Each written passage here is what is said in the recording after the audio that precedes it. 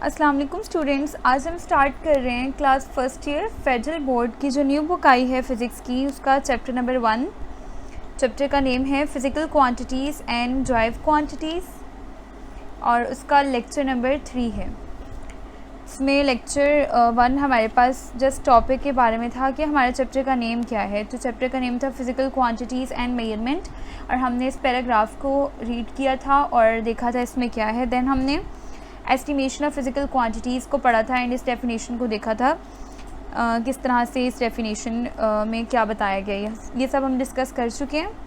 आज हमारा जो टॉपिक है वो है स्ट्रेटजीज़ ऑफ एस्टिमेशन। यहाँ से देखें, some of the following kind of strategies may help to improve our skills of estimation. तो अब एस्टिमेशन जैसे अंदाज़ा लगाने को कहते हैं एस्टिमेशन, तो उसकी कुछ स्ट्रेटजीज़ हैं जो आपकी स्किल्स को इम्प्रूव करते हैं। कौन से स्किल्स को? अंदाज़ा लगाने की, एस्टिमेट करने की। जो फिज़िकल क्वांटिटीज़ को हम एस्टिमेट कर रहे होते हैं उसकी दो स्ट्रेटजीज़ हैं। एक स्ट्रेटजी, मतलब ये नेम आपके पास लिखे हुए हैं, एक स्ट्रेटजी है आपके पास breaking big things into smaller things. ठीक है, बिगर थिंग्स को आपने क्या करना है, स्मॉलर थिंग्स को बिगर थिंग्स को स्मॉलर में जो है क्या करना है, ब्रेक करना है। और aggregating smaller things into bigger things, या फिर स्मॉलर थिंग्स को बिगर थिंग्स में जो है आपको क्या करना है, कन्वर्ट करना है और उसके बाद एस्टिमेट करना है। तो इस तरह से ये दो स्ट्रेटजीज़ हैं एस्टिमेशन की, इनको डिस्कस करते हैं किस तरह से। जैसे पहली एस्टिमेशन की जो स्ट्रेटजी है वो है breaking big things into smaller things. यहाँ तक जो है आपके पास एक स्ट्रेटजी, उसमें देखें क्या कह रहे हैं कि जैसे आपने यहाँ से ये पढ़ा था कि to estimate the height of the building we first count the number of floors. अब क्या होता है, पूरी बिल्डिंग आपको दे दी जाती है कि पूरी बिल्डिंग ये है, इसकी जो है आप हाइट कैलकुलेट करके दें। अब ज़ाहिर बात है बिल्डिंग की जो हाइट है वो काफ़ी जो है वो बड़ी होगी, या तो अब उसको हम क्या कंसिडर करेंगे कि वो क्या है, बिग थिंग में आ रही है बिल्डिंग की जो हाइट है। अब आपके पास कोई इस तरह का इंस्ट्रूमेंट भी नहीं है कि फ़ौरन से आप जो है बिल्डिंग की हाइट मेजर करके बता दें। तो आप क्या करेंगे, उस बिल्डिंग को स्मॉलर थिंग्स में ब्रेक करेंगे। कैसे? जी, यहाँ पे आपने पढ़ा था कि बिल्डिंग की हाइट को हमने फाइंड करना था, तो उसको हमने क्या किया, उसमें टोटल फ्लोर्स हमने काउंट किए कि टोटल फ्लोर्स कितने हैं। तो ये जो फ्लोर्स काउंट कर रहे हैं ये वो बिल्डिंग की हाइट को हम जो है क्या कर रहे हैं, स्मॉलर पीसेस में ब्रेक कर रहे हैं, स्मॉलर थिंग्स में ब्रेक कर रहे हैं।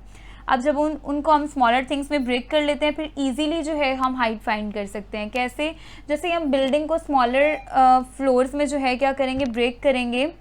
तो अब एक बिल्डिंग है, उसमें हमने चेक किया कि कितने फ्लोर्स हैं। जब हम फ्लोर्स देख लेंगे कि इस बिल्डिंग में इतने फ्लोर्स हैं, देन हम क्या करेंगे, एक फ्लोर की हाइट फाइंड करेंगे। जब हमें एक फ्लोर की हाइट पता चल जाएगी उसके बाद हम क्या करेंगे, टोटल फ्लोर चेक करेंगे कितने हैं, और वो जो एक फ्लोर की हाइट आई है उसको टोटल जितने भी फ्लोर्स हैं उनसे मल्टीप्लाई कर देंगे और आपके पास आंसर में टोटल बिल्डिंग की हाइट आ जाएगी। तो इस तरह से आपने क्या किया, बिग थिंग को स्मॉल थिंग में क्या किया, कन्वर्ट किया एंड देन आपने एस्टिमेट किया। तो ये आपके पास एक स्ट्रेटजी थी, इस तरह से आप एस्टिमेशन कर सकते हैं। अब दूसरी स्ट्रेटजी क्या है, aggregating smaller things into bigger thing. अब कोई स्मॉलर थिंग आपको दी जाएगी, यानी कोई जो है छोटी चीज़ होगी जिसको आपने, जिसकी मे बी कोई उसको मेजर करके आपने उसकी जो है लेंथ, थिकनेस या कुछ भी मांगा जाएगा वो आपने बतानी होगी। अब वो बहुत ज़्यादा स्मॉलर होगी तो आपने क्या करना है, उसको थोड़ा सा बिगर थिंग में कन्वर्ट करना है ताकि आप इजीली जो है उसकी फाइंड कर सकें। अब इसके लिए क्या है, हम ऐसा करते हैं, इस पैरा को रीड करते हैं एंड देन साथ देखते हैं इसमें क्या कहा गया है। When estimating lengths remember that anything can be a ruler. जब आप लेंथ्स को एस्टिमेट कर रहे होते हैं तो आप, यानी जब भी आप किसी चीज़ की लंबाई ले रहे हैं, चौड़ाई ले रहे हैं, तो आप किसी भी चीज़ को एज अ रूलर यूज़ कर सकते हैं। जैसे मैं आपको एक मिसाल दूं तो हमारा हैंड है, उसमें जो है हमारे हैंड को 3 पार्ट्स में जो है डिवाइड किया गया है। अगर हम एक पार्ट को जो है 1 इंच के इक्वल कंसिडर करें तो देन हम जो है मेजर कर सकते हैं ओवरऑल जो है जो चीज़ आपको दी गई है उसकी लेंथ को, ठीक है, मेजर कर सकते हैं।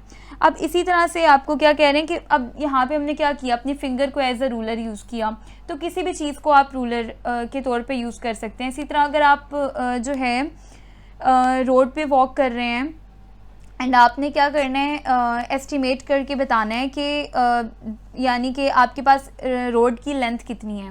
आप क्या करेंगे, अपने फुट स्टेप को जो है काउंट करेंगे और फुट स्टेप को आप 1 सेंटीमीटर के इक्वल लेकर, तो जितने फुट स्टेप्स आपके होंगे उतने सेंटीमीटर जो है आप इस तरह से बता देंगे कि इतनी लेंथ है उस रोड की। इस तरह से आप जो है लेंथ फाइंड कर सकते हैं। अब यहाँ पे आप अपने फुट स्टेप्स को एज अ रूलर यूज़ कर रहे हैं। सिमिलरली आपने अपनी फिंगर को एज अ रूलर यूज़ किया है, तो अब यहाँ पे कह रहे हैं कि हम जब लेंथ को एस्टिमेट कर रहे होते हैं तो किसी भी चीज़ को एज अ रूलर यूज़ कर सकते हैं, ठीक है। Thus imagine breaking big things into smaller thing. ये पहली स्ट्रेटजी की बात हो रही है कि जब बिगर थिंग्स को स्मॉलर थिंग्स में कन्वर्ट करना होगा तो estimate the length of one of the smaller thing and multiply to obtain the length of the big thing. For example, we have estimated the height of the building in previous paragraph. यानी यहाँ पे हमने अच्छे से पढ़ा था कि अगर हमें एक बिल्डिंग की हाइट फाइंड करनी है तो हमें क्या करना होगा। तो यहाँ पे उसी चीज़ की बात कर रहे हैं कि अगर हम पहली स्ट्रेटजी को देखें एस्टिमेशन की, तो वो यही कहती है कि बिगर थिंग्स को स्मॉलर में कन्वर्ट करने के बाद आप क्या कर लें, लेंथ को एस्टिमेट कर लें। Sometime it also help to do this in reverse. इसी तरह हम इसको रिवर्स में भी कर सकते हैं। अब रिवर्स में कैसे, जैसे आप अभी बिगर थिंग्स को स्मॉलर में कन्वर्ट करके और एस्टिमेट कर रहे हैं ना, फिर आप क्या करेंगे, रिवर्स इस तरह से करेंगे कि स्मॉलर थिंग आपको दी जाएगी और उसको बिगर थिंग में कन्वर्ट करके और लेंथ एस्टिमेट करेंगे। तो ये आपके पास सेकंड स्ट्रेटजी हो जाएगी, smaller thing into bigger thing वाली। तो अब यहाँ पे हमारे पास क्या है, to estimate the length of small thing. अब हम सेकंड स्ट्रेटजी को डिस्कस करते हैं। अगर हमें कोई स्मॉल थिंग की लेंथ जो है वो एस्टिमेट करनी है, imagine a bunch of them make up a bigger thing. अब देखें यहाँ पे इसकी मिसाल हम यूँ लेंगे, पहले इसको पूरा रीड कर लेते हैं। For example, to estimate the thickness of sheet of paper, estimate the thickness of stack of paper and divide by number of pages in a stack. क्या कह रहे हैं आपको अगर कहा जाए, जैसे स्मॉलर थिंग की बात कर रहे हैं ना, आपसे कहा जाए, अब एक स्मॉलर थिंग है, आपसे कहा जाए इस पेपर की थिकनेस बताएं कितनी है, थिकनेस बताएं। अब मैंने आपको कहा है कि आप अपनी फिंगर को भी एज अ रूलर यूज़ कर सकते हैं, यानी अपनी फिंगर को एज अ रूलर यूज़ कर सकते हैं। तो आप अपनी फिंगर के थ्रू भी इसका नहीं बता पा रहे हैं कि ये कितना होगा, क्योंकि ये बहुत ज़्यादा इसकी थिकनेस क्या है, स्मॉल है। तो अब आप क्या करेंगे, इसके ऊपर और पेजेस रखते जाएंगे और इस तरह से आपके पास जो है जब पेजेस ज़्यादा हो जाएंगे, तो अब जब आप थिकनेस मेजर करेंगे तो ऑलमोस्ट जो है, आप अगर इस बुक की एग्जांपल ले लें, इस तरह से अगर आपको इस बुक की थिकनेस का कहा जाए कि इस बुक की थिकनेस मेजर करें, तो इस तरह आप अपनी फिंगर रखकर और इस बुक की थिकनेस जो है मेजर कर सकते हैं। अगर आपको इस बुक का एक सिंगल पेज दे दें इसकी थिकनेस मेजर करें तो वो मुश्किल होगा। तो आप क्या कर रहे हैं, सिंगल पेज को स्मॉलर थिंग कंसिडर करें और वो मुश्किल हो रही है, उसको एस्टिमेट करने में मुश्किल हो रही है, तो आप क्या करेंगे, ज़्यादा पेजेस इस तरह से रख लेंगे और इन पेजेस को जो है आप क्या करेंगे, एस्टिमेट करेंगे बाय यूजिंग योर फिंगर।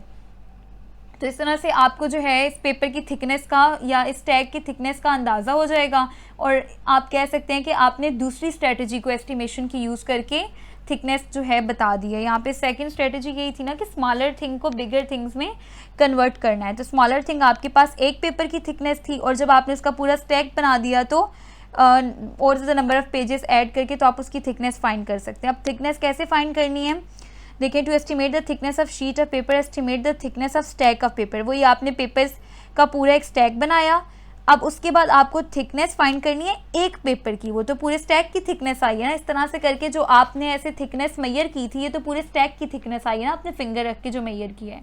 आपको तो एक पेपर की चाहिए ना, तो उस एक पेपर की थिकनेस के लिए आपने क्या करना है, टोटल नंबर ऑफ पेजेस जितने आपने उस स्टैक में रखे हैं उससे जो है आपने क्या कर देना है, डिवाइड कर देना है। ठीक है, नंबर ऑफ पेजेस से आपने डिवाइड कर देना है। इस तरह जो आंसर आएगा आपके पास, वो आपके पास थिकनेस आ जाएगी सिंगल शीट की या सिंगल पेपर की।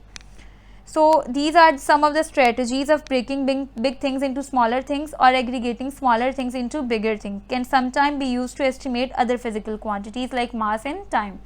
क्या कह रहे हैं, अभी तो हमने ये स्ट्रेटजी यूज़ की है बिगर थिंग से स्मॉलर में जाने की, और दूसरी कौन सी, स्मॉलर थिंग से बिगर में जाने की स्ट्रेटजी यूज़ की है लेंथ के लिए, हमने लेंथ फाइंड की है। हम सेम यही स्ट्रेटजी यूज़ कर सकते हैं अगर किसी चीज़ का मास फाइंड करना हो तो भी, और अगर हमें टाइम फाइंड करना हो तो भी।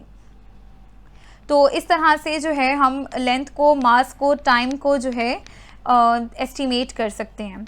अब आगे आपको एक टेबल दिया गया है estimation of some physical quantities का। अब इस टेबल में आपको जो है कुछ चीज़ों की लेंथ एस्टिमेट करके दी गई है, मास दिया गया है, टाइम दिया गया है।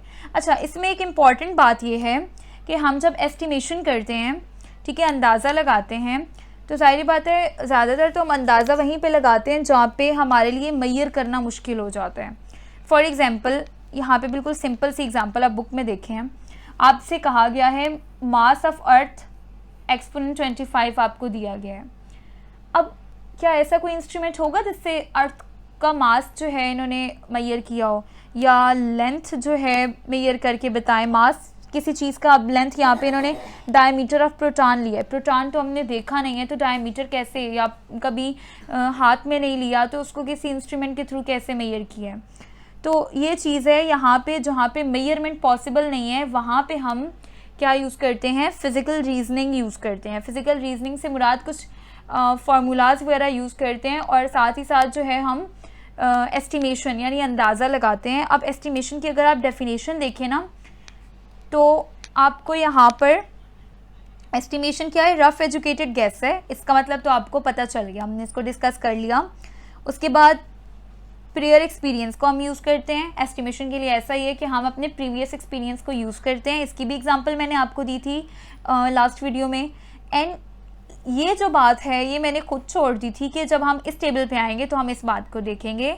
एंड साउंड फिज़िकल रीजनिंग, अब फिज़िकल रीजनिंग से मुराद यही है कि जो फार्मूलाज आप यूज़ करेंगे, जैसे मास ऑफ अर्थ कैलकुलेट करने के लिए, अब अर्थ का मास कैसे कैलकुलेट करें, अर्थ तो किसी इंस्ट्रूमेंट के थ्रू हम मेजर नहीं कर सकते मास, तो यहाँ पे हमने कुछ फार्मूलाज यूज़ किए हैं, कुछ फिज़िकल रीजनिंग यूज़ किए हैं अर्थ का मास कैलकुलेट करने में। तो इसका मतलब हमने क्या किया है, ये हमारे पास बिल्कुल एग्जैक्ट यही मास नहीं होगा, कुछ जो है आगे पीछे हो सकता है, क्योंकि ये हमारा क्या है, एस्टिमेशन है, हमने अंदाज़ा लगाया है। तो इस तरह से इस टेबल में कुछ आपके पास लेंथ, मास और टाइम गिवन है। कुछ जो मेन है वो आप याद कर लें। ये टेबल आपके पास जस्ट MCQs के लिए इम्पॉर्टेंट है।